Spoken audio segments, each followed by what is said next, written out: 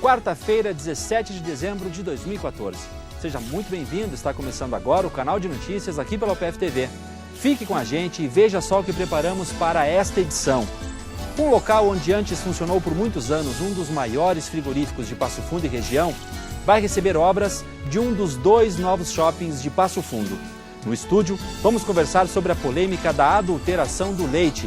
O projeto de um hospital aqui de Passo Fundo estimula a doação de sangue. E ainda, General Bonimores vai falar com a gente sobre o mais novo clipe de trabalho. É o da música Vintém.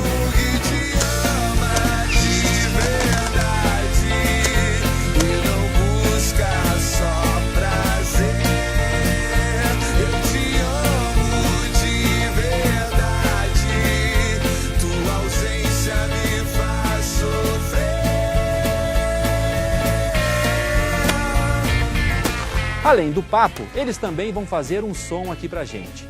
Então continue conosco, aqui você encontra mais conteúdo.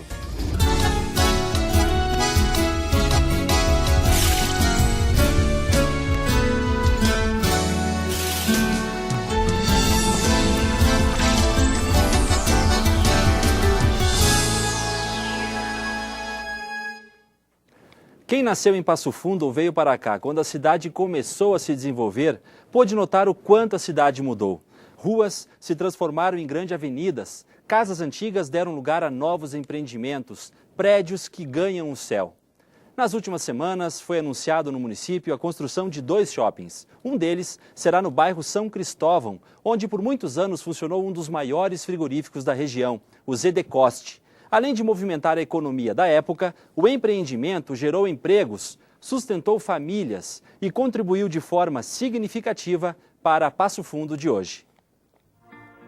Um homem com visão de futuro que viu na zona rural Exposição, conhecida hoje como bairro São Cristóvão, a possibilidade de investir e começar o seu negócio, um frigorífico. Quando Zeferino Demétrio Coste comprou esta área de 22 hectares em 1946, ele planejou como tudo funcionaria. Aqui o escoamento da produção, basicamente de porcos, seria fácil. Por Marau atenderia Porto Alegre e região metropolitana. Por Vacaria chegaria ao norte do país. E foi assim que em 1948, Zedecoste e Companhia Limitada abriu suas portas. Significou muita coisa, significou a produção agrícola, principalmente a cultura do milho e a sua correlação com os suínos, as suas relações com o mercado regional. O mercado da banha nos anos 40, nos anos 50 estava muito em alta no Brasil e a sua produção era basicamente nessa região, na região colonial do Rio Grande do Sul. De uma família de 6 irmãos, Celi é a primeira filha de seu Zeferino. Quando pergunto qual a lembrança que primeiro vem à mente, ela responde que é a do pai, de um homem que tinha visão humanista. Uma visão humanista de um local que poderia crescer com seres humanos satisfeitos com a vida que levavam. Diante disso, eu ressaltaria assim que nesse espaço nós, crianças, brincamos bastante, muitas vezes com puxões de orelha, porque mexíamos onde não devíamos, né? Mas era o nosso espaço, né? Era o espaço da família e onde a gente via um homem empreendedor projetar a vida de todos nós.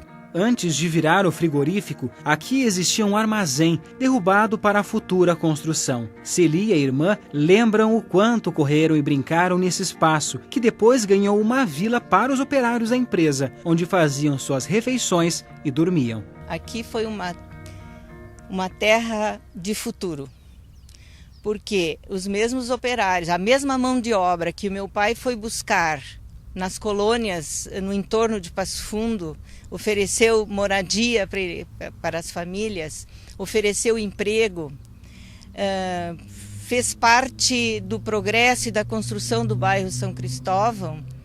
Ele projetou um bem-estar para todos. Que dura até hoje. Acredito que sim. Acredito que as famílias... ainda há pessoas na cidade que poderiam até testemunhar quem era Zeferino Demétrio Coste como empreendedor, como ser humano, que via o progresso como um fator de realização nossa, né? Da família e de todas as pessoas. Na década de 70, a companhia viveu seu melhor momento, chegando a ter 1.000 funcionários, exportando seus produtos para os Estados Unidos, Chile, Bélgica, Grécia. Em razão disso, Passo Fundo crescia em desenvolvimento, com a geração de renda e emprego. Era um período da história brasileira em que se pensava muito em desenvolvimento, progresso, produção agrícola, abertura de mercados, não é? Substituição de determinadas formas de produzir, principalmente tradicionais, e por formas mais modernas de produção, principalmente nos anos 50, nos anos 60. E os frigoríficos vão dar esse dinamismo, ou seja, serão esses mediadores do campo mercantil, do campo de produção, dos caminhoneiros, dos comerciantes que se estruturam, mas tendo como elemento central a banha. Devido à concorrência do mercado e os avanços tecnológicos, o frigorífico Zé de Costa acabou fechando as portas em 1993. Foi a leilão.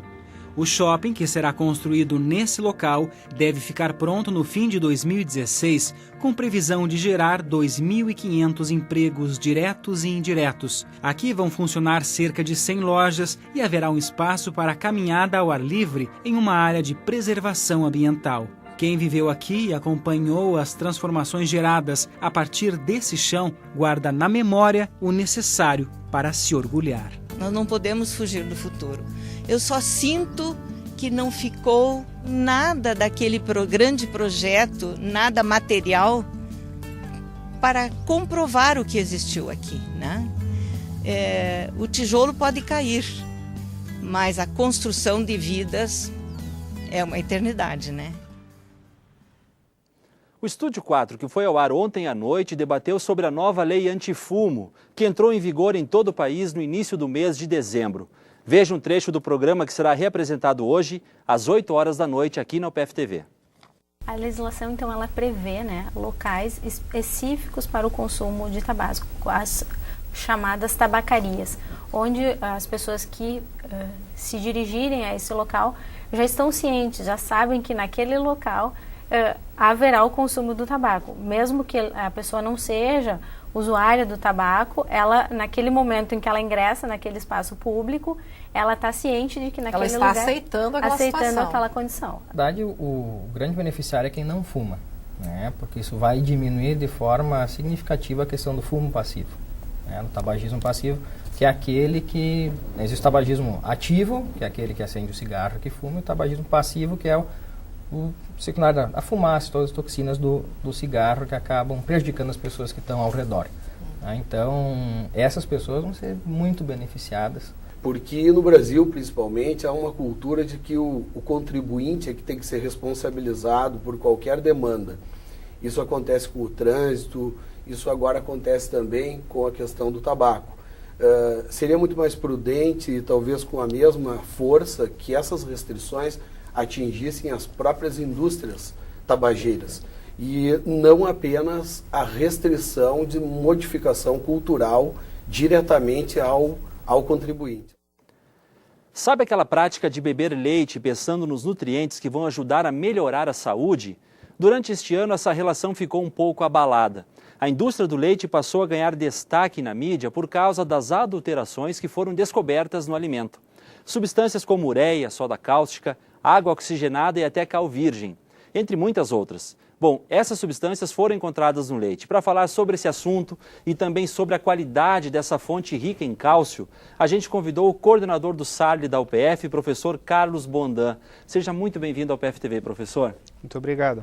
Professor, o SARL tem um trabalho muito bacana que é desenvolvido aqui dentro da UPF em relação à qualidade do leite. É um dos poucos laboratórios da região avaliados, né, avalizados, podemos dizer, pelo Ministério da Agricultura sobre a qualidade do leite, né? Sim, fomos um dos primeiros a iniciar esses trabalhos com análise do leite, prevendo melhoria da qualidade do produto. Isso iniciou lá em 1995, quando na época a Faculdade de Agronomia e Medicina Veterinária implantou então o laboratório de análises de rebanhos leiteiros, né, serviço de análise de rebanhos leiteiros, conhecido como SARL. E de lá para cá, a gente vem tomando corpo em tamanho de laboratório. Hoje nós temos 6 equipamentos totalmente automatizados para a realização dessas avaliações e prestamos serviços para comunidades, para a indústria de laticínios, né? E também para os produtores rurais. Isso que o senhor fala é importante, ou seja, a indústria e o produtor rural, ele tem mensalmente que fazer análise do leite que é produzido, é isso, professor? Sim, existe uma instrução normativa criada em 2002, denominada de Instrução Normativa 51, que teve a intenção de balizar a qualidade do leite, ou conhecer a qualidade do leite que estava sendo produzido no país. Então, a partir de 2005, quando ela iniciou a vigoração da lei, os laticínios são obrigados a, no mínimo uma vez por mês, coletar amostras do leite dos produtores que eles compram o leite para definir parâmetros de qualidade. Então nós analisamos a partir dessas amostras os teores de gordura, de proteína, de lactose, sólidos totais e contagem de células somáticas, né? E também contagem bacteriana total. O problema, né, doutor, né, professor, o problema é que, falando aquilo que eu disse no início, é que toda essa mídia negativa que deu em relação à adulteração do leite é uma questão que acontece lá da origem, da produção do leite até a indústria. Esse caminho, é aí que está o problema, né, professor? Ultimamente a gente tem, o setor, né, tem sofrido com essas fraudes que ocorrem e acabam sendo repetidas, e é uma preocupação de todo o setor, porque afeta o setor como um todo, em virtude de que a população muitas vezes acaba diminuindo o consumo. E aí, diminuir o consumo, nós não temos para quem vender toda essa produção que está sendo produzida aqui no nosso estado. Nosso estado hoje é o segundo maior produtor de leite do país e nós não temos condições de absorver toda a produção estadual. Precisamos levá-la para outros estados ou exportar. E a qualidade é o principal diferencial quando você pretende comercializar um produto. E a nossa qualidade está abalada por todos esses escândalos. Não podemos dizer que todo o nosso leite é ruim, né? Obviamente não é. Mas o Ministério Público, né, vem fazendo um papel muito importante, pesquisando e principalmente punindo, né, quando existem esses tipos de fraudes, de adulterações. Isso é importante para chegarmos num momento, num ponto em que esperamos que isso seja breve, que seja coibido e definitivamente se encerre esse ciclo, né?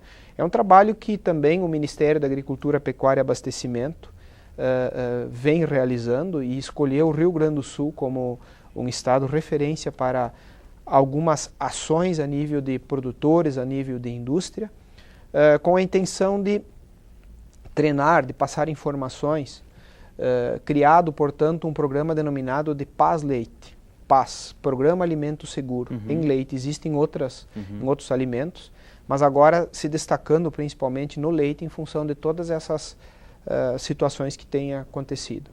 Então, é um trabalho que vai começar a ser desenvolvido e esperamos que os frutos sejam colhidos muito em breve. Até porque o leite faz parte da mesa do brasileiro aí, né? Tantos produtos derivados do leite e todos nós esperamos que isso seja investigado e apurado para a gente ter um alimento de qualidade, né, professor?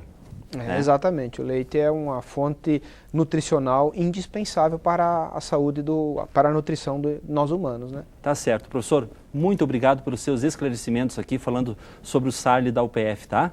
Muito obrigado. Valeu, muito obrigado.